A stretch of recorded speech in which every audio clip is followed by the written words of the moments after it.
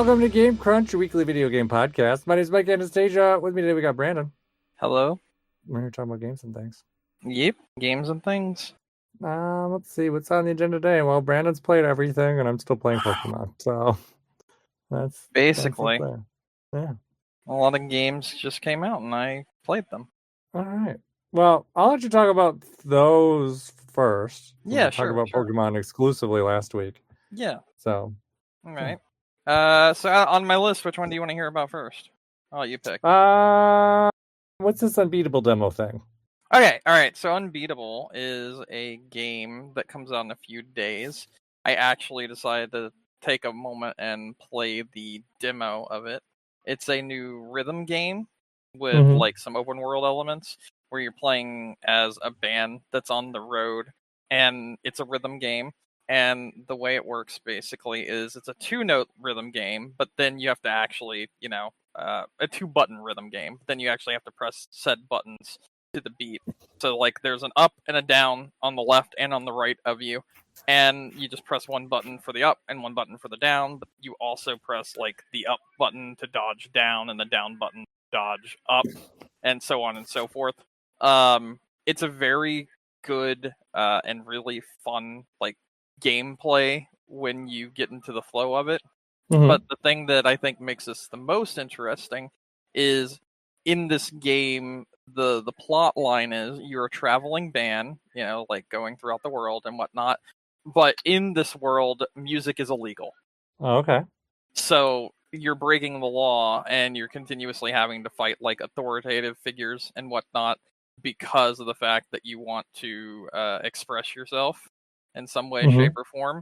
And a lot of this is like a very interesting world building, and then you get to play the like music parts. But even when you just play the rhythm game aspect of it, it's a lot like a game that is called goddamn. Let me see if I can remember the fucking name of that game. Because there's another rhythm game that kind of does this, but it's just fully rhythm. It's not a it doesn't have like a story or anything. It's called Muse Dash, and it does the same like 2-button rhythm game where you just press 2 buttons. But this has it so like you also do it to like battle the like the corrupt police officers or to fight enemies or whatnot. And it's a really interesting game, really fun concept. And I thought it was a really cool demo that lasted quite a while and had a lot of songs to play, and was really enjoyable. So I'm definitely going to check it out when it releases in early November. So I decided to check out the demo, and I spent like a good 3 hours in just the demo, and that was without even going through the entire story. I only played a little bit of the story before I realized, oh, this little like story bit that you get to play through is like in the middle of the game, and I really don't want to spoil any more of it. So I just stopped that and then just started playing the rhythm part of it, where you can literally go to like free play mode and then play individual songs on different difficulties. And yeah, it's really good. It's a very fun gameplay loop. All the music's like made specifically for the game, and it's all 2 notes of it. No, you don't understand. There's a lot of notes. It's just no, I'm a joking. You're the one who said there was only 2 notes. No, I said there's only 2 buttons that you press to play. No, you said 2 notes, then you corrected it to buttons. So I'm just teasing you because a rhythm game with only 2 notes would be boring. Okay. Yeah. Well, yeah. So moving on from that, because we're going to go on to the next one. I mean, that'll be pretty cool. I'm going to be checking that out in the future when it comes out. Give me your next question. What else? What else? Next one you want me to talk about? Let's see. Slots and Daggers. All right, this game is really cool. So essentially, the way Slots and Daggers works is you boot up the game, and starting from the get-go, you have 3 symbols that you can select. You only start with the opening 3 symbols, and after you select them, you then see like a little screen above the slot machine that you've just built, and that little screen is like going through battles like you would in like D&D. It shows you like the enemy you're going to be facing. It shows you its health and its armor, and then you roll the slot machine, and you stop the slot machine, and depending on what appears in the 3 slot machine rolls, that is your amount of shield, money, and damage that you do for that round. It's like a back and forth kind of like turn-based thing where you're fighting against the enemy and also trying to make money, as well as like keep yourself shielded and whatnot. And as you go through it, there's other ways that are introduced in this game. So like you get other symbols that you can put into the slot machine. So for instance, you may get like a bow and arrow, and the bow and arrow then gives you the ability to stun lock an enemy. So you could stun them so that they can't do any of their attacks. So that when it comes to the next round, you get to roll because they can't attack you, and then you attack them, and so on and so forth. You're just going from town to town and defeating the monsters that are there using a slot machine as the way to do it. It's a very fun game. I played a little bit of the demo, and then I was like, I like this. And then it came out literally a day later, and I bought it, and it was like $5. So I was like, okay, this is a pretty good deal. Yeah. And I've probably played like an hour or two between the demo itself and the demo. This is like brand new. This just came out. So yeah. But it's really fun. It's like something that only takes a few minutes to like get some rounds in. So like I'll pop in, play like a 5-minute session, 10-minute session here, and then pop back out, play something else, and then pop back in later on. And that's essentially how I've been playing the whole game. And it's been really fun. Whenever you beat an enemy, you are given the option of like what you want to take next as your ability. So sometimes you'll have these ones that are like passives. Like you'll get something that's like, hey, that's like these teeth that have like blood leaking from them, and you can purchase it with the gold that you earned from defeating that enemy. And that those have like a ability tied to them, and you can like build up your ability. I mean, it's a roguelike, obviously, as I've been describing it. And you can take like that money and do something like buy those teeth, for instance. I'm giving the example of, and what they do is they make it so every time you attack the enemy, even if you don't kill the enemy right away, because some of these enemies have like ridiculous health pools, so it takes a few turns to actually kill them.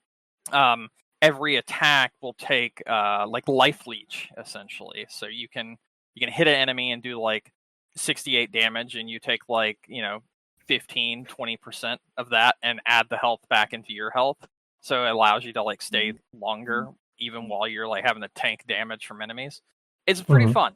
And each individual enemy that you fight has like a different kind of attack pattern. So like some of them, they'll get like 3 rolls on their slot machine versus your like 1 or 2 rolls, that sort of deal. But you can offset that by buying abilities that also then go into like your passive slot, and you can use your money to pay to use that. So say for instance you buy a crossbow 1 round and you have it in your passive slot area, and you do your dice roll and you do a bunch of damage, but it's not enough to kill them, but you only need a little bit more, and you've got the crossbow slot down below. Well, then you can pay 7 coins from your previous battle to use that bow to give yourself another turn by doing that. And as long as you have the money that you need, you can pay that money to do more attacks. And it's really fun. It's a really fun game. Okay. Yeah, it sounds pretty interesting. Yeah, I'm gonna move on and do these last 2, which is Once Upon a Katamari. Once Upon a Katamari is a brand new Katamari game, not a remake, not a remaster like we've been getting. This is a completely new Katamari game, and it has all the charm of the originals and is really, really good. So this one has a pretty unique new mode, which is either against real players or computer players. You have to roll up a Katamari and then bank the points to be the person who has the largest Katamari and gets the most points based off of rolling up things quickly and defeating the other players. And if your Katamari is big enough versus the other players, then you can also roll up the other players, which doesn't allow them to roll their Katamari for a limited amount of time. And it's kind of got like a versus mode going on in Katamari Damacy, which is really fun and works really, really well for the game that it is. Some of the other things in this that are different is every single stage has not only like the cousins that you could get from the original Katamaris that you can play as later on, but also it has these crowns that are hidden in certain areas. And when you get enough, you can unlock more stages and progress in the game itself. And it's really cool. There's also power-ups such as like when you're playing, there might be a stage that's like roll up as many tumbleweeds as you can to make like a tumbleweed Katamari. And then the easiest way to do that sort of thing is throughout the city as you're rolling around the tumbleweeds, you'll see something like a magnet. And when you activate the magnet, the items that are around you that are the size of your Katamari will be sucked into your Katamari for a limited amount of time. So you kind of like pick and choose when you want to actually do something like that. And Okay. there's a lot of little interesting new gameplay elements here, and that's not even talking about like the whole customization, because you can fully customize your little well, both your Katamari and your prince that you play as, and you get more unlocks as you continue through the game. Yeah, this is just a really good game. It's like it feels like old school Katamari, but with like a bunch of new things thrown into it that don't like weigh it down or bloat it, and feel right at home with the game itself. Very, very fun. Very, very, very, very fun. So yeah, I actually highly recommend this game if you like Katamari. Okay. That's good. What systems is this one? I remember we talked about it when it was announced, but Literally everything. I believe Okay. it's on PS5, PS4, Switch, Switch 2, all of the systems. I bought it on PC because I have every other Katamari game on PC that currently exists that you can buy legally on PC. So I have it on there. Also, I think you get some unlocks and stuff if you have the other games. So I bought it on PC because I have it on there already. And yeah, it's just really good. You can buy it on anything though. So Okay. and like I said, brand new, completely fresh Katamari game, not just a remake. And honestly, it feels right at home with all the others. Okay. That's good. And then the last one I'll talk about before we both talk about one is Powerwash Simulator 2. Okay. I have loved the Powerwash Simulator game so far. Like the original one, I love the original Powerwash Sim. It is a very relaxing and kind of like just turn your brain off, listen to a podcast or chill while playing it sort of game. And it's got a nice gameplay loop.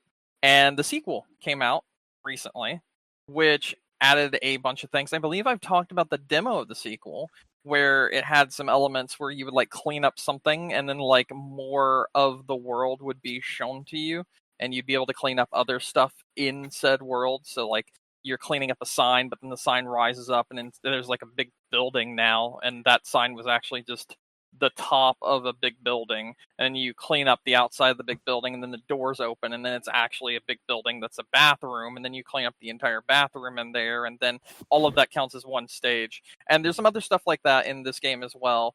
And yeah, I mean, it's more Power Wash with a lot more to than the original one launched with. I would say the original one has more content now, but it didn't launch with as much content as this one initially launched with. And it's just really fun. It's a game that you can just turn your brain off, listen to some music, chill, and play. And the new stuff kind of makes it a little bit more like it makes it move faster.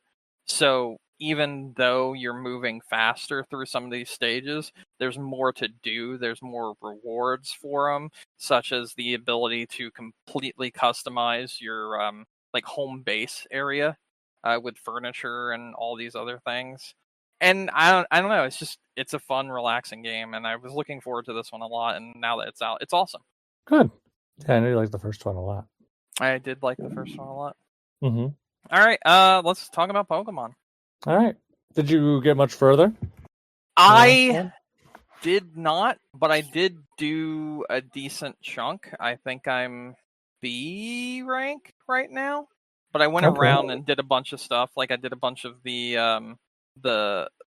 open wow, why can't I think of the name of those zones right now?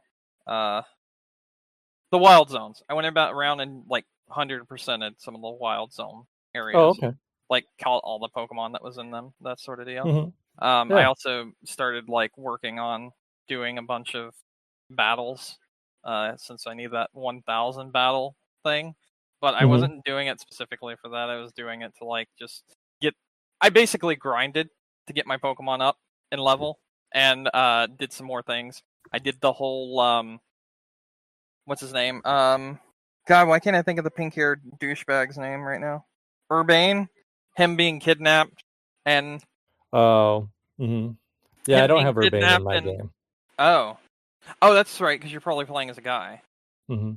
Okay, Yeah. well, anyway, I know they both get kidnapped. Fuck it, whatever. Anyway, Yeah, I think the story's the same. I know yeah. what you're talking about. Yeah. Anyway, he got kidnapped, and I went to the place where he was kidnapped, and then they were like, actually, he wasn't kidnapped. He just owes us a lot of money, and he isn't even here. And now you have to take on his debt and do jobs for us. And I was like, what the fuck, And Mm-hmm. then I went and got the other rogue Pokemon that I needed to get after that, while also juggling some of their jobs. And I mean, I like where this is going. I like the idea of it. I just kind of got lost in a bunch of other games, and also just kind of trying to finish some of the wild zones off and grind up some Pokemon, because I kept thinking like there were some wild Pokemon that I fought after that where I didn't have Pokemon that were the typing that I needed, so the battle was a little touchy. Like I had to use Yeah. a few A too little more many. drawn out. Yeah, a little bit more drawn out. Took a little bit too long for my liking. So then I started grinding up some other Pokemon to get them a higher level, and that's essentially where I was. Like, there's not really much to talk about of substance that I did, other than grinding out Pokemon that weren't there before. So like I got a Bulbasaur, grinded it all the way to its final form. Venusaur, got it there. I've got a shiny Charmander. That's cool. Yeah. You know, I got some other. God, what else did I put in my team? I don't even remember anymore. How'd you get a Bulbasaur and a shiny Charmander already? So the shiny Charmander I actually got through trading. The Oh, Bulbasaur okay. is hidden in one of the side quests. Well, like there's a mission that gives you a choice of one of the three. Yeah, So and I I took figured you Bulbasaur. picked one of them. I took Bulbasaur. But I was like, how did you get two? I'm like, you can do it later in the game, but you shouldn't be there yet. So Yeah, that's what I was wondering. Yeah. Yeah, so I actually got the shiny Charmander through trading. Oh, that's cool. My buddy wanted something I had that they didn't have, and I gave them that, and they gave me shiny Charmander. So not too shabby. yeah, Did you and get to the crazy tournament yet? No, I have not. I know that's like next, right? Like that's the next thing. But I think so. I've been grinding up stuff. So. Yeah. So you're like, so I think that would make you, I'm guessing, rank C and going towards rank B. Yes, C going towards B. That's where I'm at. Yes. Okay. It's weird because like they tell you you've already. I don't know how to. It's weird how they word it. You kind of have to think about it a little bit more. Yeah. Like they're like, oh, go do the rank D up, license upgrade, and you're like, cool, and you do it, and then it shows that you're now rank C, even though you're not, and you're like, what the fuck's going on here?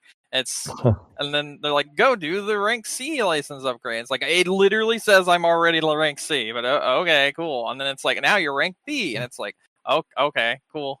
I always found that to be weird, and I didn't know if it was E or if it was just weird that they did it that way. I also watched Welcome to Derry. Mm-hmm. Welcome to Derry is pretty fucking good. I'm looking forward to the next episode, which is airing on Halloween. Have you heard about Welcome to Derry? I've heard of it. I haven't seen it. Okay, so it just came out 2 days ago. It seems it's going to be an anthology series where like each season is a different one of the 27 years where it comes to life and torments the people of Derry. Mm-hmm. And it looks really, I mean, like the first episode was very, very good. Without spoiling anything, it's trying to be like keeping you guessing, essentially. And there's some elements of it that have me being like, I don't really know where this is going. But there are other elements that, like, if you've watched the It series or you've read the books, you kind of have a general idea of what is happening. Because I've like seen some people are like, "Oh, I didn't get this," and I'm like, "It's literally being born. That's what's going on. That's why the weird thing happened." And da da da da.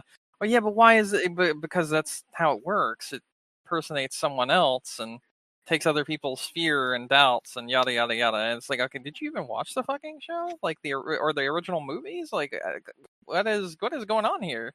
You know? Probably not. Yeah, but yeah, the show does a really good job if you follow along with the original movies and the original TV series, and you know, I even has some characters from the like the two-part movie that they recently had like a few years back of it, where we Yeah. had part 1 and part 2. It's got some characters that are from that in the past in this series. So like we had heard mention of things that happened in the It movies, but this is like showing the things happening. It's pretty cool. Okay. Yeah. I recommend it. There's only one episode. They're doing weekly episodes. The second episode is going to air on Halloween, so it'll already be out after this. But it was good. It was really good. Yeah, it looked pretty interesting, I thought. Mm-hmm. I've not watched it yet, though. You should give it a try. Yeah, I liked it. I'm a big fan of the classic It movie, even though it's not as serious. Oh, you mean the series? Yeah. It was a mini-series. Mm-hmm. The one that had Tim Curry and Tim a Curry. bunch There of we the go. comedians. Yeah. Yes. That That's the one was one. very good. That one was very good. That is also my favorite iteration of it as well. I do think in some respect that the newer movies were more in line with the original vision or the idea of it, and then I think this is even more in line with it. So, yeah. Yeah, no, the original movie was like a comedy, basically. Yeah, I mean, but I love it. It was, but like it still had a lot of horror aspects to it, and it was a horror film. But yeah, I don't know. I think it was goofy, like horror, kind of like Child's Play, like you know, Bride of Chucky sort of deal. Yeah, I mean, or a lot like, of those old Stephen King like miniseries movies were The Langoliers. The Langoliers. Oh yeah, The Langoliers is one of the worst ones. Yeah, but it's really funny. Yeah, that one, because that's the one with the airplane, right?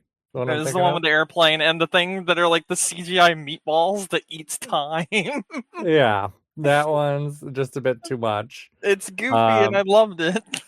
I mean, I don't think, for example, like it's not held back by like special effects. That's one thing that's nice with it.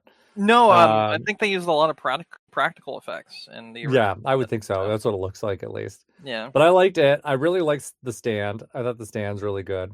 Although I like the first half of The Stand better when it's kind of more like, hey, crazy disease pandemic, before it turns into like religious apocalypse. Yeah. Yeah. So that's kind of that side of things. There was another Stephen King like miniseries movie that I remember really liking. He's had some good ones. He's had some good stories. So let me see, because I was thinking the same thing, and I don't know what the fuck it was. Wasn't there like a rose one or something to do with a rose? I don't fucking remember what it's called. Oh yeah, Rose like Red, Rose Red, something. Rose Red, Rose Red, Rose Red. I remember that being fun. There was The Storm of the Century. I remember liking that one. That one was good. Yeah. Yeah, I mean, I think a lot of Stephen King horror elements stand up. I'm gonna actually watch I have been watching with the whole family the Conjuring universe, because it's over now, or supposedly over now. Supposedly, I know. There's so many DJ watched, movies. I think, all of them except for the most recent one. Did he like watch The Conjuring 1 and 2, or did he watch the entire universe? I don't know. I did not ask. So Okay. He's So just like, I've there watched all the Conjuring things except for the new ones. so So, there are 11 Conjuring movies. oh jeez. And yeah, like the two Annabelle films, the two Nun films, all of the Conjuring films themselves. The Curse of La Llorona is in there as well. There's something called like Night with Wolves. I don't remember exactly what it is. But basically, some of these are like all part of the universe. Yeah, Mm-hmm. The Nun, Annabelle Creation, The Nun 2, Annabelle, Wolves at the Door, The Conjuring, Annabelle Comes Home, The Curse of La Llorona, The Conjuring 2, The Conjuring The Devil Made Me Do It, and The Conjuring Last Rites. There are so many Conjuring films. Why don't you conjure up some Conjuring films? I already am. They're actually like all on HBO Max, and that's watching them. Yeah, But yeah, there's just too many damn Conjuring movies. But I like the consistency of the universe. fair. And plus, a decent chunk of these are actually made by James Wan. Uh-huh. And if you don't know who that is the person that originally made the Saw films. Okay. So, so there's that. Well, I guess produced by more than directed. There's only two that are directed by James Wan. But I like James Wan. I like his stuff. I think he's good. Um, I yeah, he made like Insidious also. So, oh, and he produced The Monkey. Hmm. Yeah, he had produced a lot more than he directed. Okay. But it doesn't matter. My point is, the Conjuring universe is fun, and we've been watching that as well as Welcome to Derry. So there's that. That's it. That's it. That's what I've been doing. I got nothing else for you. Okay. Well, I guess since we deviated, I'll steer back to Pokemon then. Oh Get yeah, my thoughts probably should on stay there in Pokemon, huh? Yeah, it happens. Um, yeah, so I also played Pokemon this week. I finished it up, at least as for the most part. Like at least it's not going to be like a daily game for me anymore. Um, and so by that I mean I finished all the story quests, finished all the side quests. I finished the Pokedex and the Mega Evolution Pokedex. So I did Nice. all that. I didn't do all like the research missions because I couldn't be bothered. I know I'll be playing this game later, and I'm like, I'll just worry about that if I'm worried about that in the future. I'm like, I'm not Mhm. gonna sit here and grind out 1,000 battles. Although, I mean, I really only need, I think, like 400 or so with where I am, but still, that's a lot of time, and just not stuff I want to do right now. So, um, but yeah, so I finished the big stuff. I really had a great time with it. I actually really had a great time with it. I really like how some of the story stuff ended up coming down. Actually, like kind of a lot of the end game stuff. I really actually really appreciate it. I don't think the story disappoints after kind of where we were talking about last week. There's always just kind of like nice, kind of fresh, fun takes on things. Um, Still think kind of my initial assessment of this game I think holds up. I still think it's pretty accurate. I'd said, like I said, I think this game's a pretty solid 8. Like it's a good game with some issues, Mm. is where I would say with it. But I enjoyed it so much. I was like, I know I'm gonna get the DLC, so I just pre-ordered it. I'm pretty excited for it. So uh there's a lot that's already been data mined from the DLC because they left a lot in the game, and since the original Switch is still able to be, uh, hacked. They can go through and read those files. So, um, it looks like they're adding a lot. So, at least from what we know, it's like over 120 new Pokemon, more than 80 new side missions. The what was it? Something like 7 existing Mega Evolutions and maybe like up to 20 new ones. Um, and then there's a bunch of new boss battles that are in there. Um, and a lot of them look like so a lot of the stuff that's in this one. So if you remember back to the days of when Mega Evolution was new and exciting, you had Pokemon X and Y, which is what everyone usually thinks of with Mega Evolutions. Mhm. But the other game that really kind of pushed it was Omega Sapphire and whatever Ruby. I can't remember what the other other one's called. Um, and so this DLC seems like there's probably at least going to be some focus on like the Ruby Sapphire kind of stuff. So the legendaries are in there with their primal forms, it looks like. The starters are in there with their mega evolutions. So those are kind of like a big focus of the game. But also looks like you got stuff like Hoopa and some of the other legendaries that maybe have not gotten as much kind of going on the side. So Mhm. yeah, it looks like there's just a lot of new content there, and probably, at least from what it sees, you know, the DLC, yeah, they're charging $30 for it, but it does seem like they're at least, from what has been data mined, at least giving you more than half of the game's content as part of the DLC. Um, so at least it seems like, hey, they're like, this is the price proposition we set up for the first game, and we're going to try to match that with this. So I think that's very reasonable, and I'm very excited for that. So that looks really good. Um, what is that? Do I have any other like extra kind of like strange thoughts? I do still really like the battle system. I think that's a lot of fun. I do. There's a lot of stuff in the end game, like the post game stuff to kind of go through. Um, so I think that will keep people busy for a little while. All said and done, I racked up about 60 hours to get from start to where I Yeah, it's pretty finished. crazy. Yeah, so there's a good amount of content in there. Um, and there's a lot of kind of like endless modes that are available in the post game stuff. So definitely stuff to keep people interested on that side of things. One thing I'll say, I've kind of thought about the given more thought to the mega evolutions that are kind of restricted to online gameplay kind of aspect of it. I like I said before, that's just kind of Pokemon Company's thing. That is kind of one thing. But I think my bigger annoyance is more of the time gate, honestly. Um because it's like, okay, so I've already finished the game. I pretty much 100%ed it.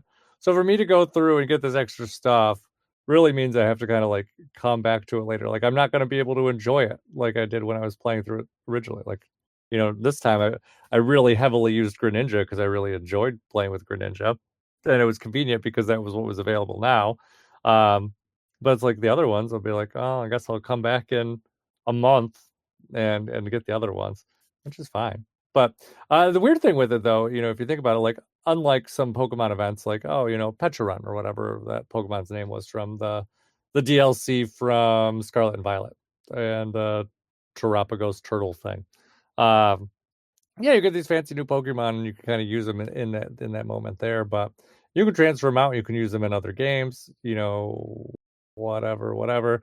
But with the Mega Evolution like thing, you already have the Pokemon. So like and you can't transfer the stones. So it's really they're only good for whatever you're currently playing. I mean, I guess if you're in a competitive, that's cool. You can use it for that. But if you're playing more single player, your mileage is just going to be kind of what's there. Um, so I think that's kind of my bigger thought on it. Would be nice if they were just kind of all available or let you kind of choose which ones you wanted to do or whatever. Hmm. But Pokemon Company is going to Pokemon Company, and with the DLC at least, I should at least be able to use them for the DLC. Um, so I guess there's at least that aspect of it. But yeah, what else? Do I have anything else to say on the game? I don't know. Listen, I'm excited for the DLC. I'm excited for the stuff that's there, and Hmm. and there's a lot to kind of unpack in the game. So, I think the other thing I was thinking about too is for whatever the next Legends game is. I think if I was going to mentally design the perfect Legends game, I would kind of take Pokemon Arceus, and I would take the wild areas from there, and then have like Lumio City is like the main hub city. Is kind of I think how I would do it. Like let you leave the city, go to these big kind of wild areas to explore, and then Hmm. still have all these quests and things to do inside the city. Keep ZA's battle system, and keep Arceus's Pokemon hunting system, and that'd be a great game. That's what I think. So. Um, yeah, but overall, I really enjoyed it. So that's kind of where I am. I have not started up anything else yet. I'm not quite sure. I need something to kill time with, because what is it? Hyrule Warriors rather. It's next week. Next week? Yeah, that comes out on the 6th. So that's exciting. Um, and then yeah, there's that. I did I did put on the Kirby direct thing just to fall asleep with. I'm like, I need something that I could I need something kind of talky, but I don't really care if I sleep through it. And Oh my so god, I that's turned it so on and I funny. just slept through the whole thing. Yeah, still not. I mean, to Sakurai's credit, like he literally, I don't think there's a single extra thing in that game that he can add. But my God, like there's not anything that's gonna get me more excited for that game. I will try out. They're doing 2 weekends though. I think we kind of mentioned this off podcast, but they are doing 2 weekends of like demo play in November. So I'll give it a try. Like yeah, I'll give you the opportunity to change my mind. Um, but yeah, I'm not like brimming to play those games. So, um, yeah, so there's that. The other thing that comes out next week is the Metroid amiibo, which I'm excited for. Even though the game is still more than a month away. So, Yeah, I've got it sitting in my cart waiting. yeah, be here before you know it. And then the only other kind of like we usually, I mean, I guess we did like a bunch of spoopy season stuff this last weekend. It was actually kind of busy for that. Um, what else did we do? So Friday we went to kind of event that we do. We've done it with some friends the last I think 3 or 4 years. Called like Museum of the Dead. Like one of the local museums opens up and has like uh usually everyone dresses up in costumes and then they have like a DJ and they let you kind of go around the museum and just kind of explore. So we did that this year. This year we just had to kind of do like a like group kind of dress up thing. So we Hmm. did the Mario twins is what we Nice. dressed up as. So I was Luigi. DJ was Princess Rosalina. That was kind of funny. And then the other couple they dressed up as Mario and Peach. So we had some synergy there. Uh, and then in the museum we got to do like they had like the paranormal investigators out there with their tools, and they let you kind of like walk around a section of the museum and look for ghostes. So Okay. that's what we did. Um, so that was kind of fun. Uh, Actually, I forgot the weekend before we did a ghost walk. That was interesting. So we have this kind of I don't know what to call it. Like it's kind of a museum. Hmm. It's very similar to there's a Swedish concept, and I'm trying to think of what the name is called. But basically, what it is, it's an open air museum. So what I mean by that is that you're not inside a building. So they take like all these historical buildings, and they kind of in the couple places that I've been, like Sweden had them like this, and this is how it was in this other place. But they take these old buildings, they're kind of arranged in like a town like setting. And you can kind of go around and explore the different, buildings for what they are. So, but what they did for this like spirit walk is they took you through a tour of the buildings, but it wasn't like a tour like, hey, here's what's going on. They're kind of like they took the setting of the buildings, which was like the 1800s, and then they did like a Jack the Ripper story. And so each building you would go into would kind of tell a new piece of that Jack the Ripper story. So they would be like, we went into one building that was like a butchery. And so the butcher was there and he was being like interrogated by the police and like those kind of things. Then we went inside someone's like kind of like a more rich person's house. And then like the maids were kind of like gossiping kind of about, the murders that were going on and kind of the scandals behind the scenes. Um, so it was really cool. I really enjoyed that kind of thing. I thought it was really neat. It was kind of like dark out, and we're getting to see everything. And they had fires out, and surprisingly, pretty good actors. Really kind of enjoyed that whole setting. Uh, and then what else did we do this weekend? Then we went to like a haunted house. Like they had one that was I saw some signs for one near where I work. I work out in the boonies, and they had signs out for a haunted house that they were doing in like a tuberculosis like hospital that was nearby, like an old one from the 1930s. So I was like, oh, that would be really cool. So we went and saw that and got to kind of walk through everything. That was pretty interesting. Although that one had too many bottlenecks. That was my only complaint with that one because they had you in like small groups. I think we were like a group of less than 10, maybe like 8 or 9. And then we're like going room to room for this, but they would like cram us all in this little hallway and like shut the doors. And we're like, okay, well, where are we going? Somebody come and get us. Uh, but it was really kind of cool. They had you going like up and down and through like the tunnels, and that was pretty neat. And then it all wrapped up on Sunday. We went and saw the theater play Clue came to town, um, and so we got to see that. And I really enjoyed it, but it was too close to the movies for me. So the stuff that was too close to the movies, I didn't enjoy.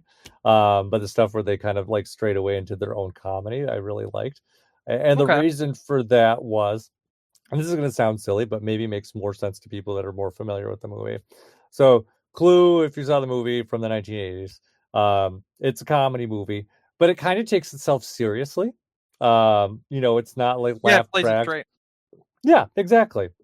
So, and the thing that they did with the play was they tried to keep that same tone for the jokes from the movie, but Mm-hmm. then the new jokes from the play were like supposed to be like haha comedy, like obvious comedy stuff with those kind of like obvious comedy notes. And so like for me it was like a huge like tonal shift. Like you would have someone like retelling a joke from the movie and then going into a new line from the play and going from like straight face to ha ha. And it's like, okay. I'm like, it was funny, but it's just like, that's just pick one tone and It stick doesn't with it. work. Yeah, I Yeah. gotcha. But people seem to like it. I was the only person in our group that was kind of more like taken aback by it. But like I said, I think that's just more like my familiarity with the movie. I like the new stuff that they did with it. I wish they kind of rolled more into that.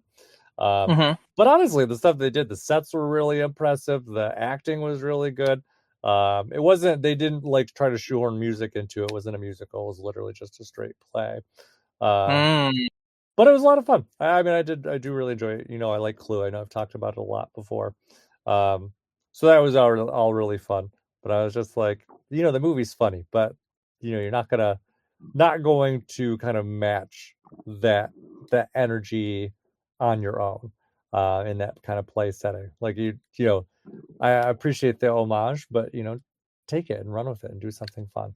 Mm. So um, yeah, so that was that.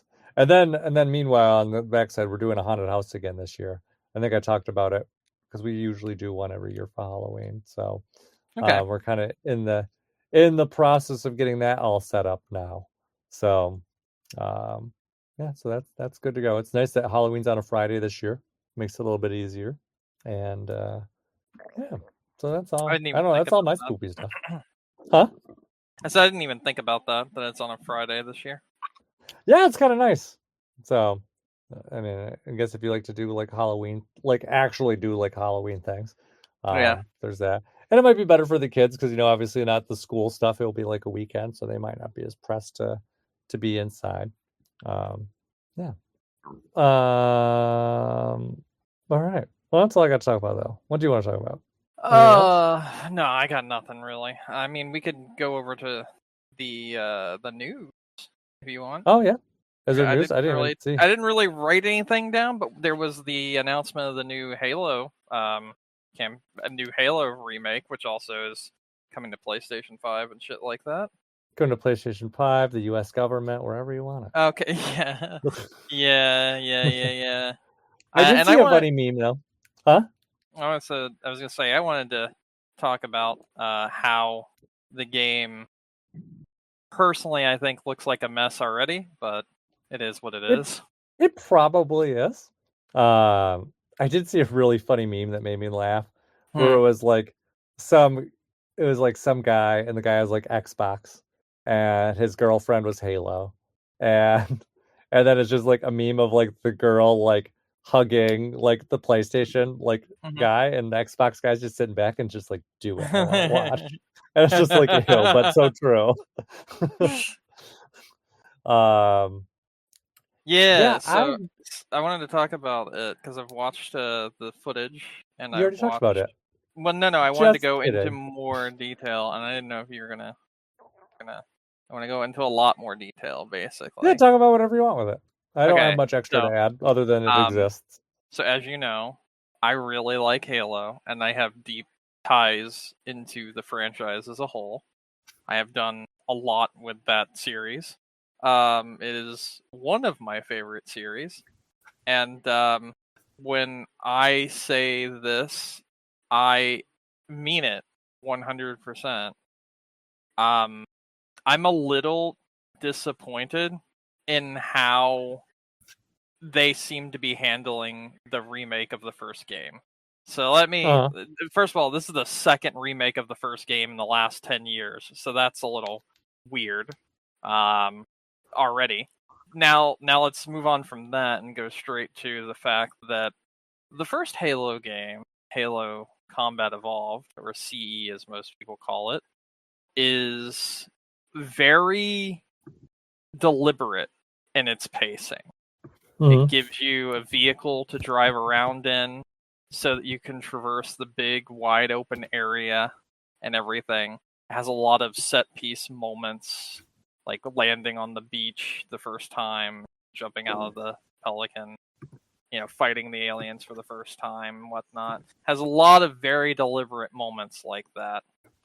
There's some backtracking as you're traveling throughout the game, and there's a lot of mystique and mystery about in what the structures that you're going into are like, and who built them and what's around the next corner. I feel like it really shouldn't have been that hard to not fuck this up, but I've already seen, quite literally, the fastest way to realize that the people that are developing this remake do not understand it as a whole. Uh-huh. Uh, and that's the fact that they decided for this one, which is the most tense and action thriller, and even some horror aspects of any of the Halo games, they decided to add a sprint function, so you could just run through all of that and just you know, not Not even experience the bother. game in a way, because people are too fucking TikTok brained, broaded, and they don't fucking understand an art direction and the way games can be designed to be seen as like showing off things to the player and pacing the game in a certain way. And it's really, really disappointing because the people that have never played Halo, I see being like, "Oh, who gives a fuck? There's sprint in the later games," and it's like, yeah, there's supposed to be sprint in the later games because Yeah, it was it's built not for it. doing. It was built for that. This game was not built with that in mind for a very specific reason. And with them adding it to this game, one or two things are going to happen. One, they've completely changed this game and its pacing, or Mhm. two, they didn't, and they still completely changed this game and its pacing because of the fact that they introduced a mechanic to it that was never in the originals. Yeah, So either way, it's not being like it's not faithful. faithful to the original game at all, and it's really shitty. And there are a lot of people, and there's that one fucking tweet from the Doom people that keeps getting posted around where it's like, you decide the button you press, just don't press sprint if you want to play it this way. And it's like, that's not the point, you fucking idiot. You don't understand how it's ruining the entire original artistic vision of the game as a whole, and people are just going to see this as something completely different from what the original people saw this game as. And then people are like, yeah, well, they added some stuff to like the Resident Evil 4 game and everything. And it's like, yes, you're right. And they did change up some things, and they did do a lot of quality of life things, but it all fell in line with what the original Resident Evil 4's vision was. This does not. This legitimately is going to cause a divide between the actual game world and the gameplay you yourself are doing. And it's probably going to cheapen the feel of a lot of the more impactful and interesting moments that made the original Halo and Halo 2 what they are. And I just don't like it. I don't like the idea of it. It really already looks quite bad, and then not like bad graphically, like it looks good. enough. It looks like your generic fucking Unreal Engine 5 slop garbage, but it still looks good because the engine does look good, but it looks very samey from everything else that's Unreal Engine 5. I've already talked about this a million times in the past. Everything Unreal Engine 5 feels very Unreal Engine 5, and it's very just kind of cookie cutter, generic, that sort of deal. And it still looks good while being that. It's just like if you have the prettiest gray generic blob, yeah, it's pretty, but it's still just a gray generic blob, you know? But I don't know. It's more my issue is the fact that it feels like the developers, by doing what they've done, don't understand the original like vision for what Halo was supposed to be initially, and it's very disheartening to see. So it sucks. It just sucks. But then, like I said, with it being Unreal Engine 5, I don't think it matters. We've already seen some gameplay, and there's literal stuttering in the gameplay. So it's like, if this is what they're willing to show, what weren't they willing to show? Just how bad is this? So I don't Yeah. know, man. It's just really disappointing. And then couple that with what you said before, fucking ICE using his propaganda, and it's just like, man, perhaps it's a good thing that the Halo franchise stays dead. Yeah. Yeah, probably not a bad idea. But we'll see. We'll see what ends up happening. When's it? I don't remember when is it supposed to come out. I don't even know if we got a release date. Let me do a Oh, double okay. check. Halo campaign evolved, and I'm looking at it, It just says coming soon. Okay. So we don't have a No release date. firm set in stone thing. Yeah. Oh, maybe they'll take this. I'm sure they're getting a lot of feedback. Maybe they'll take it to heart and give it some time in the oven to make sure it's good. That's Microsoft's biggest problem across the board. So who knows? And like, okay, so like a lot of people pointed out, they're like, yeah, well, games have evolved and they like require like a sprint function now, which I don't agree with. But also, yeah, I would potentially agree with you if this was online multiplayer. This game doesn't have versus multiplayer. It's already been announced. This game does not have versus multiplayer. So why does my single player campaign driven story game need a sprint button? Yeah. Like, you're fucking stupid. You're making up excuses, and it's very obvious that the people that are working on this do not understand Halo. And with that kind of thing, it's probably going to be, the same thing as it's always been, where they try to reinvent the wheel, and no one wants it, and then it fails, and they're like, why did the game fail? Like they did with Infinite, like they did with 4, like they did with 5, you know? They try to reinvent the shit that they've been doing, and then it's just not good, or it falls flat and people reject it as opposed to the original 3 games and ODST and whatnot. But yeah, it's just so stupid. I don't at this point, I'm gonna go on a Microsoft rant real quick again. At this point, I don't think Microsoft understands how to be a gaming company. No, they don't. I don't And think it's very they clear. understand anything, really. Yeah. Like, Nope. at all. No, they don't. And there's a comment I just saw in the news from one of their executives. And interestingly, it's something that Nintendo has said before, but Nintendo went a different way with this than what Xbox did. So let me just pull up the quote so I can give you the exact one, and then I can tell you why they're wrong with what they're doing.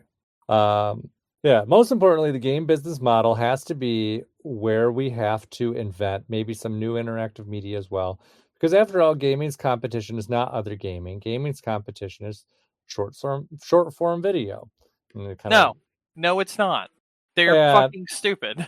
Well, so he's not necessarily wrong, but there's a lot to kind of unpack there for a second. Really the thing is, it's like, because Nintendo's been out before and it's like, yeah, like we're not directly competing with Microsoft and Xbox, we're competing with anything that's, taking time away from us. Fair. Movies also can be, a time thing. TikTok can be a time thing.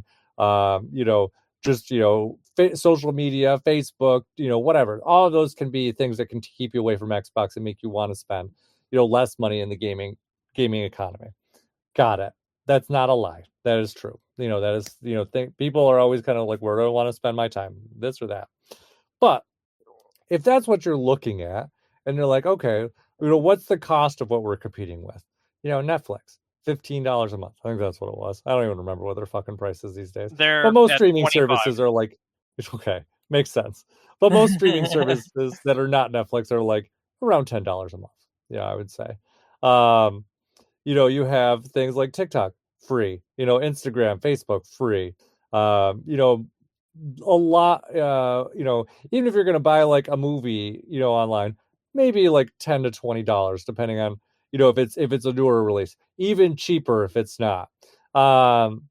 So you're looking at that. And then meanwhile, on the flip side, Microsoft's like, okay, let's do a $1,000 handheld, and I mean, why the let's fuck raise would the they price of Game Pass up to $30 a month. Let's increase the price of our games. Like, it's sure, if you want to compete with those other things for time, that's fine. But you need to, bring the scale of economy down to like an appropriate level. Like, you can say that you're competing with them for time, but if you're not going to make an effort to match them, on the same scale, Yeah. then you're really not competing with them. You're not Yep. competing with anyone. You're competing with yourself. And that's really, it's very like I appreciate the sentiment that they're saying, but what they're doing is not reflecting that. They're saying these things that make sense, and then they're doing the exact opposite. Like, you can't be like, oh, we're losing time to TikTok, let's increase the price of our services. Yeah, when theirs is Because if fucking you're free. losing competition to free TikTok, raising the prices of your things is not Is going not to going make to that fix more it. attractive. Yeah, Yeah. exactly. So Exactly. that was my 2 thoughts that I wanted 2 cents I want to add in there. So yeah, just very disconnected. And I think just kind of, if that is what like the CEO is echoing, like amidst all of this, they're fucked. They are not gonna be able to turn the ship around. Like, it is dead. It is just going to keep dying, and we're gonna watch Xbox die in slow motion. That is what's happening right now. So Oh, we're because 100% watching them die in slow motion. yeah, the farther they let this go, the longer it's going to get drawn out, and the more painful it's going to be. Um, and the longer they wait, the less chance they have to fix this. And there's that. I even did see like an old Xbox exec literally called them out this week and was like, basically like, no, you fuckheads, like, it's you need exclusives. Like, that is what drives your business model. Losing your exclusives means you lose your platform. Like, there's no reason for people to go to your platform without any reason to go to your platform. So So I don't 100% subscribe to that, because you have something like the Steam Deck, which doesn't have any exclusive, right? You listening? You have something like some of the VR headsets, which don't have any exclusives or anything like mhm. that. You have cell phones, which don't really have any exclusives because you Cell can phones have play that tons of elsewhere. exclusives. Yeah. Okay, what I mean is there's ways to play it elsewhere. That's what I'm saying. Like, not a specific cell phone brand has exclusive. That's what I'm saying. Not the whole like Google Play Store, or like, Samsung Store or anything like that, or like just the fact that it's a mobile game that is exclusive. I'm like saying you can't like be like, hey, buy this Samsung brand phone or buy this Google brand phone and there's exclusives on it. That's not how that works for Yeah. mobile games. That's what I meant by that. I think there is a place in the world where exclusives aren't important. And I think Microsoft had that place and had the ability to continue to keep customers. They're pricing them out. That's the problem. They created a place where people that don't care about exclusives and just want to play games at a cheaper price, and a lot of them had a chance to do that. But then now they're turning that around and trying to change to the opposite direction. where they're going for a more premium thing, be it with the $1,000 handheld that they just did, or the supposed PC with custom specs and big boy premium money that you'll have to pay for the next Xbox that's been rumored over the last week that has been coming out left, right, and center. Mhm. I think they were at a place where the average Joe that wants to play Call of Duty or some indie title and would sign up for like $20 a month to play a bunch of games is now getting priced out very quickly, be it with the system raising its prices 3 times in 1 year, or or with Game Pass raising its prices by over 50%. I think they had something there and they didn't necessarily need exclusives, because I'm always going to say and champion like people dropping exclusives, because I do think that exclusives are fairly dumb, and I do think there is a way that a company can exist without them, and I think Steam has shown us that. Well, Yes, they have some exclusive games. Hold on, let me just finish this real quick. okay. Yes, they do have some exclusive games to the PC platform, but it's not necessarily like, haha, we're holding these over where you can only play them on PC. It's more like, the other platforms don't want them, or they don't show any interest in it, or just we're not trying to, on the PC side of things, withhold something like RuneScape or League of Legends. It's just it's built for that platform, but not necessarily as an exclusive. It's just because that's the use a mouse and keyboard on PC with a lot of games, and this game is designed for that. But now we've kind of gone in a direction where you can use mouse and keyboard on console, and I could even see some of those games coming over to console in the future. But that's my main point. Like, there are Yeah, and you, billions of players on PC, and it's not an exclusive platform. It's the most open platform there is in existence. and that's the difference from that's where I was kind of trying to go. Like, so everything you said is correct, but I think the difference is, when we're talking about exclusives, if Mhm. you are going to, everyone has a PC or a computer, basically, to some degree, Mhm. you know, access to them. So Steam is very viable, in that setting, because you don't really need anything else. You just go and you download the app and you're good to go. Yeah. And in Xbox's case, though, they have their own platform. It's hooked up to your TV, and that's kind of where things started. And the problem is, Mm. once they started to get rid of exclusives there, that killed that platform, deceased. Like, there's So, no like, reason for the anyone to get it console anymore. platform of Xbox was Yeah, killed so because of them so they dropping killed the exclusives. console platform without the Okay. exclusives. So that's that side of it. But you're right. It's like, oh, they still have Game Pass, and they could salvage that. Game Pass itself theoretically does not need exclusives, because Yeah. it's more open platform. You can use it on PC, you can use it on Those the $1,000 skeletal handhelds. remains of Xbox. Yeah, yeah. Um, Yeah, true, but true. that's also the problem there too, because Xbox Game Pass Mhm. on the console itself is a really good deal if you already have the console. Yeah. But when you kill the console, then Xbox Game Pass becomes less of a good deal. And Mm. then once you start to take exclusives out of it, and there's less people buying the console, there's Mm. less money to kind of support the Game Pass thing. And I think that's probably why the prices started So going up. So what you're basically saying is exclusives are an inherent holdover from console gaming just in general. I And think that's exclusives and will it's like exist on consoles. it's so Yeah. baked into them as a whole that like a console needs exclusives. But those exclusives don't necessarily have to only be exclusive to those consoles and like dropping out like the PC platform, for instance, like Sony has been doing lately, where even Yeah. their exclusive games are coming over to the PC platform, and Microsoft has been doing that for a very very long time, with even their even before they went like no more exclusives period, they were still bringing their exclusive quote unquote games over to PC, like they did with Quantum Break and stuff like that back when that was a game that was only on Xbox, and I think Quantum Break still is only an Xbox game, but I really don't care. Yeah, I don't think that was Escape. I don't even remember though either. I agree. um, Um, yeah, but yeah, it's really like, no, it's you one you thing make if a you're lot of doing fair points pieces. there. Yeah, and it's kind of the same thing with, because you mentioned, Steam Deck. You know, Mhm. Steam Deck doesn't necessarily have exclusives. Nope. It has access to all those things. Mhm. Um, but, I also think that's, the lack of exclusives also may be why, the disparity in sales between, say, like the Steam Deck and, other comparable consoles. I actually Because have a thought on that too. You can only buy the Steam Deck for the first like 2.5 years when it was at its height of sales. You could Mhm. only buy it directly through Valve. You could not buy it in stores. You could not buy it like you could not walk into a Walmart and buy a Steam Deck. You could not walk into a GameStop and buy a Steam Deck, which you can do now.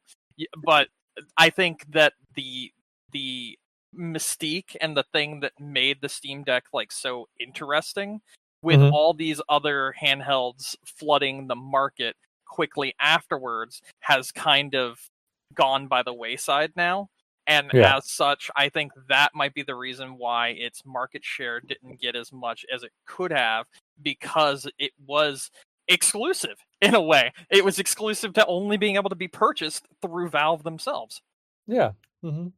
Yeah, and there's lots of different ways to kind of look at this, but Microsoft, at least I think my big point there was Microsoft had multiple opportunities to kind of shore up their market share and their Hmm. platform. Um, honestly, I think kind of once they finished the Activision kind of acquisition, really, if they wanted to keep things like going in the right direction, they should have, well, they probably should never buy Activision in the first place. No. But really, what they should have done was like double down, tighten things up and kind of really kind of worked in that direction, but they seeded too much and then they folded almost instantly. And if you, like I said, if you want people to buy a device that hooks up to your TV to play games, you need to give them incentive to do so, especially when you're losing 3-1 to your competitor. Because if Well, all your games are they on were never PlayStation, gonna get nobody's going to buy Xbox. they were never gonna get the Asian. Xbox would never ever get the Asian, no matter what they do, because they're No, too probably not. loyal But it's not to like their own PlayStation selling gangbusters in demographic. Japan either, though, either. I think Um, PlayStation's doing very well in Japan, not as well as Switch, obviously, or but not as well as mobile Switch, or not games. as well But as past PlayStation consoles, I don't believe. I think the Um, PS4 is when it started dropping off in Japan, to be completely honest. yeah, they just like PlayStation still is a very solid, market share. Like they have, I Hmm. think we talked about last week. It was like what? I don't even remember now. 70,000 was that, or 70 million? Rather, was that what it I don't was? know. Let Something me like check. that. Let me check. Because I want to say Xbox was like 28 million. I don't seem to remember being like, oh yeah, like 3 times as much. Um, but there's a solid market share there. But if you're not getting the game diversity, mhm, Apparently, PS4. uh-huh, Let me see this. Let me just double check this. All right. mhm, The PS4's lifetime units sold in Japan was 7.76 million. The uh-huh, current PS5 lifetime sold units in Japan is 7 million flat. So they've okay. actually been doing better with the PS5 in Japan than they did with the PS4. Because the So PS5 still far. got a decent chunk of time to go. Whereas the PS4 is, well, it's dead at this point. It's not really getting any more games specifically for it, and a lot of the major titles from Sony are not being released on PS4. Yeah. But I mean, in terms of kind of exclusive stuff too, that's kind of kind of the same thing there too. Sony had a hard time kind of driving people to PlayStation 5, and a lot of that was really because they're like, hey, we're going to put our exclusives out on both systems. I do also Um, think that at least for Japan, they're very what's the word I'm looking for? Like if they feel betrayed by you, they will drop you. mhm. And the PS4 generation was the generation where Sony moved their headquarters over to the United States. And I do Yeah. think that did have some pull in their lifetime sales, not being as high as they would normally be for like a Sony console. So, yeah. If anything, I think it was because, kind of around that time is where they became more Western focused and kind of lost Yeah, their that's focus that's on true. Japan. That's very true. Mhm. That's very true. They did drop a lot of the developers they would normally work with that were of the Japanese variety to go more towards a Western market. Which, yeah, Mhm. looking at PS3, it sold 10 million lifetime units in Japan, 10.5 million, and PS4 sold less than that. And PS5 is already on track to beat both of those. So I think they're doing pretty well in Japan currently. Yeah, no, not bad, really. So, But I do think um, also in like the last, I want to say year, maybe like a year and a half, Sony has started to embrace the Japanese market again, more so than they have done in the past. It does seem like they are attempting to kindle that relationship with the Japanese market, just in general. Especially things with oh god, why can't I think of the name of it right now? Yeah, Monster Hunter Wilds. Monster Hunter Wilds, PS5 exclusive. Monster Hunter does fucking crazy in Japan. And yeah. obviously not exclusive, but it's not anything else that Japan would have gave a shit about, you know? No, exactly. Yeah, and for Japan, that's a big deal, and it always kind of moves Mhm. units when it comes out. And kind of same thing with Pokemon. Monster Pokemon does the Hunter, same thing for stuff. Pokemon, and like Dragon Quest are like those big ticket games when it comes to Japan. So Oh yeah. yeah. And you've got two of those franchises on the PS5. I mean, I think that pretty much sums it up right there, you know. Mm-hmm. Yeah. So, yeah. All that said, Microsoft sucks. That's kind Yeah, of Microsoft is, it's so crazy that literally like 6 months ago, I had very different feelings on where Microsoft was. mm-hmm. Yeah, they made a very quick change of direction, Where the hell is and definitely to their detriment. Oh, okay. What? Yeah, no, they quickly destroyed their brand, their customer base, you know, everything. Like Mm-hmm. they just continuously destroyed themselves, shot themselves in the foot, basically. I wouldn't even say the foot. They shot themselves in like the whole ass face Mm-hmm. repeatedly, especially after the acquisition of Activision. Like there's some really stupid things when you think about it, like why didn't this happen? Mm-hmm. For instance, why aren't all the Call of Duty games on Xbox right now? You own the entire brand. Why aren't they all there? Or Blizzard, you own the entire brand. Why aren't they all there? Like, there's some really dumb things when you think Yep. about it. Like, why didn't you do this? Yeah. And they, like I said, they, as soon as things didn't like instantly turn around with the Activision merger, they just tucked their tail behind their legs and they're like, Yeah, bye. yeah, Like pretty much. They just, they did. or why did you cancel like fucking 12 studios and 15 games in the span of like 4 months? You know, That's their own like mismanagement. That one's definitely that one. Like we talked about that before. They needed to I'm keep those aware. studios. Yeah. It's just, it's so dumb, and I know, and I'm not giving Sony a pass here because they did No, they're cancel just as like bad.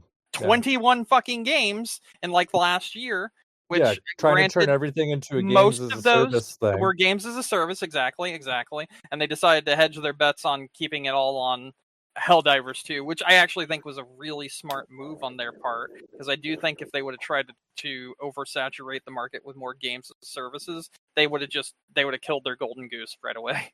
Oh yeah. So But I yeah, think that was more like I think they would have, if the market let them, they would have let it happen. yes, But that was kind of like accidental good fortune on their part, not planned smartness, I think is how I would describe it. Like I don't think they planned to make Helldivers as good as they did. It just happened. They were lucky that things didn't fall apart worse than they'd started to. Um, and I imagine that's probably a I lot on the mean, developers. Sony So themselves didn't have anything to do with Helldivers being good. That's the no, thing. I know that, but Sony themselves had come real close to making Helldivers real bad. They sure did. Um, and that was kind of, that was them stepping on their own toes. I think I'm assuming the developers were like, get your fucking heads out of your asses. Mm-hmm. Because there was that, and Sony would have totally ran that game over with their other games as a service if they didn't completely fail on that part. Like it's not that they weren't trying to compete with themselves Mm-hmm. because they thought it was a smart idea. It's they ended up not competing with themselves because the games that they were trying to put out were so bad they could Yep, not survive. Yeah. that's true. That's true. Yeah. So, um, yeah, it will be. Sony at least seems to be. Maybe they have a little more head on their shoulders now. We'll see. Seems like things are at least kind of clearing up on that side. But I'm also kind of curious what's going to happen to Sony without any kind of like real competition on that side of things. Um, so, Um, well, so I think with the way it looks currently, that mhm, Sony was making some really dumb decisions, and they saw the mhm. blowback of those dumb decisions very quickly, and attempted to turn them around, and in some respect did, which I never want to give Sony their due, but I mean, I gotta say it. They did turn around a lot of things that they fucked up, and things seem to be going way better for them now. I haven't looked into the sales of Ghost of Yotoy yet. I thought it was a pretty good game from what I've played, but I know some people were starting a big fucking hubbub about it, so I don't know how well it actually sold, but most of the time, people that say they're going to boycott something just causes the game to sell for better anyway. So, And they were never going uh, to buy the game in the first place. That's the other yeah, thing. exactly, exactly. A lot of the people, because I saw it a lot with like people bitching about Pokemon this last week. And people A lot bitched of about people Harry that, Potter, and that was like the best-selling game for the year.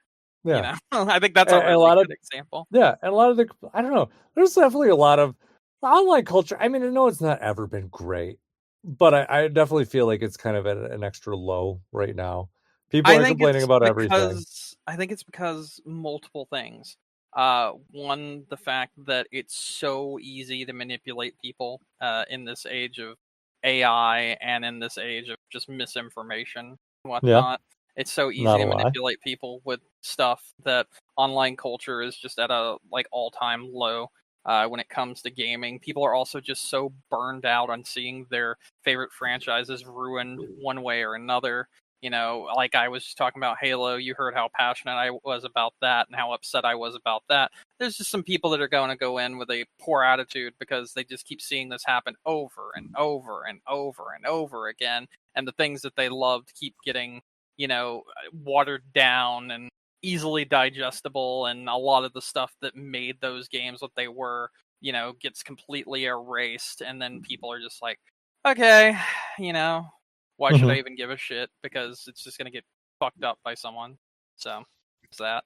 And then there's also the fact that places like Twitter, for instance, they incentivize you to be a manipulative piece of shit with their I don't know, I don't even know what the fuck it's called. They're like checkmark program. There are Oh people that yeah, say yeah. some of the most vile garbage Verified ever. users. Yeah, there's some people that say the most vile trash ever and start the biggest hate campaigns on things or people, just so they can make a couple bucks a month. And it's like, if you were gonna give people an incentive to do that kind of disgusting shit, you're gonna always drive a community to become more toxic and garbage in general.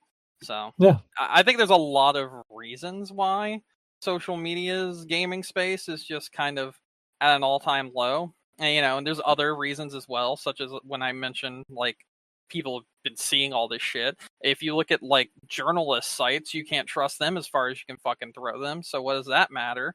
You look at people on YouTube, you can't really even trust some of those people anymore because you've got people now doing things just that are outright ads without stating that they're ads and finding a way to work them into their like review or something. And it's just Yep. it's at a all-time low because everyone's just fucking exploiting the industry because the industry is exploiting everyone. So why not exploit the industry as well? No. It's fucked. It's No. stupid. And I just look at it and I'm like, there are so many good games that have come out this year. Like this has been one of the better years for gaming, period. Oh yeah. And you still see everyone just bitching and Yeah. complaining and shit. And it's just like, bro, shut the fuck up. You Yeah. never were gonna play this. You don't care about this. You don't give a Exactly. shit. Mm-hmm. You never gave a shit.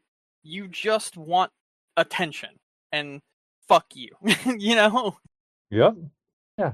Let people enjoy what they want to enjoy. Like, hey, you don't want to buy the game? That's fine. But don't shit on people for having fun. Like, yeah, I just don't get it. I even, and you know this, because Mm-hmm. I openly bitched at you about Pokemon. Like, I think this is the Mm-hmm. first time we've legitimately had a fight with each other in the middle of a podcast, and it was because of fucking Pokemon. Yeah. And I'm still even here saying, you know what? I tried it. I actually gave it a chance, and I think it's pretty good. I think if people actually fucking did that, things would be a lot better off. But people see their favorite fucking YouTuber telling them how to feel about something instead of making their own decision.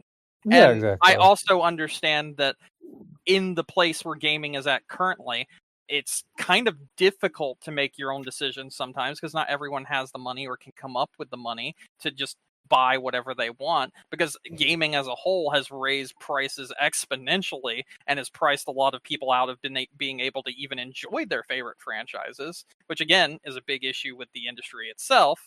And you could tell me, hey, gaming takes longer to develop and this, that, and the other, but I just paid $76 for a Pokemon game that took less money to make than the last Pokemon game that already looked like a gigantic piece of shit.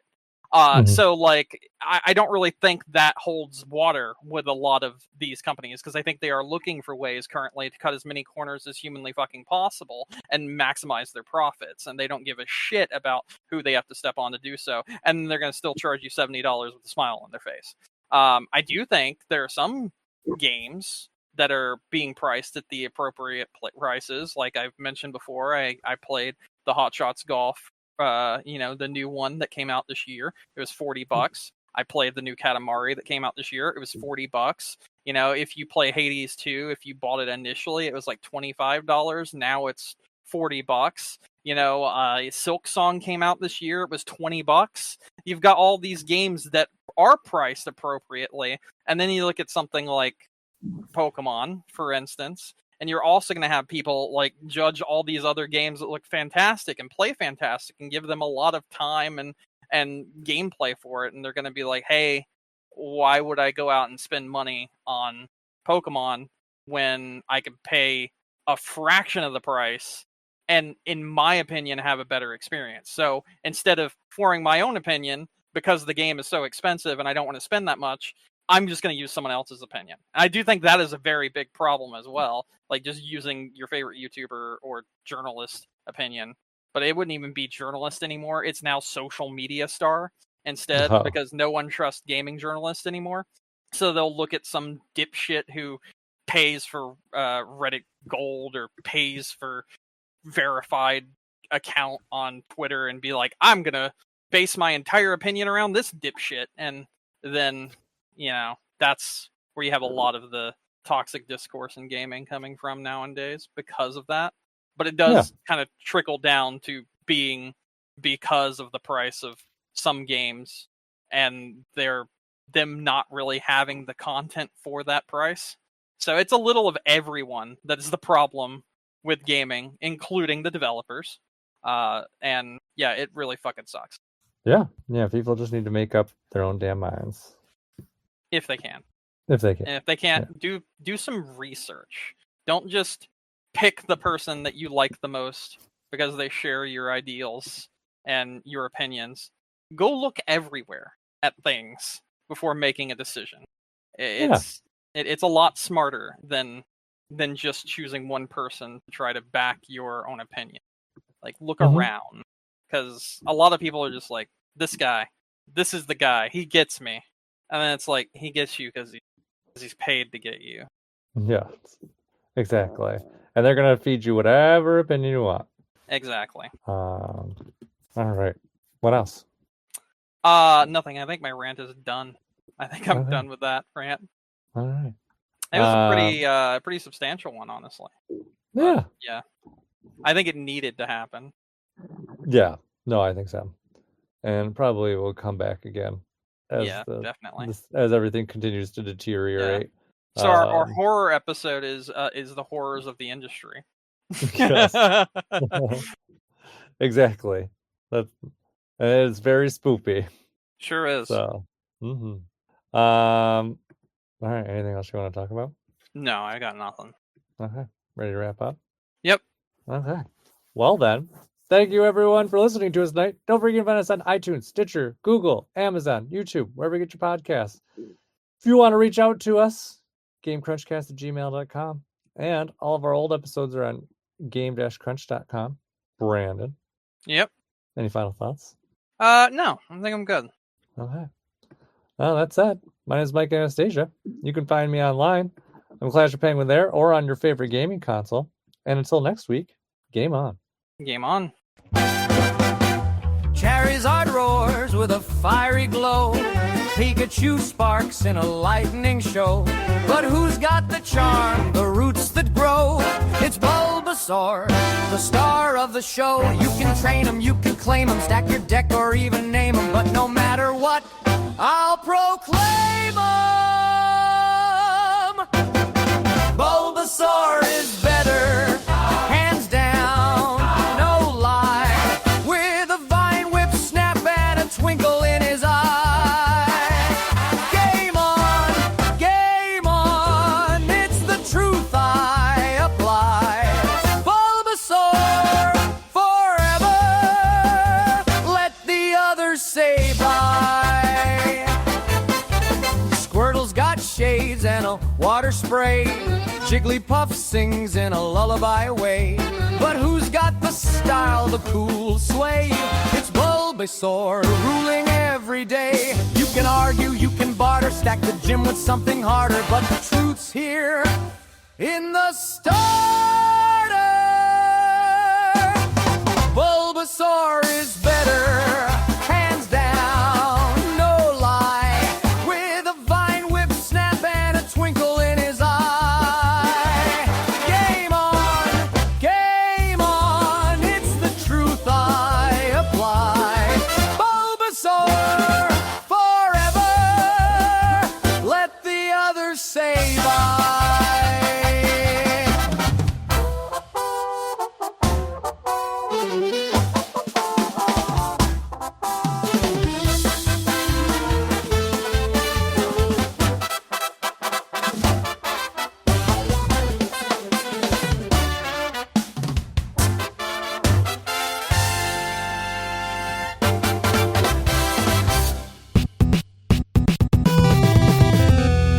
My dog had her appointment today.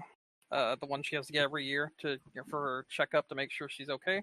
And she was okay, but it also set me back like $500 fucking dollars. So yeah, Oh, you know, Yeah. Vet appointments are always so expensive. they're stupid. I hate them.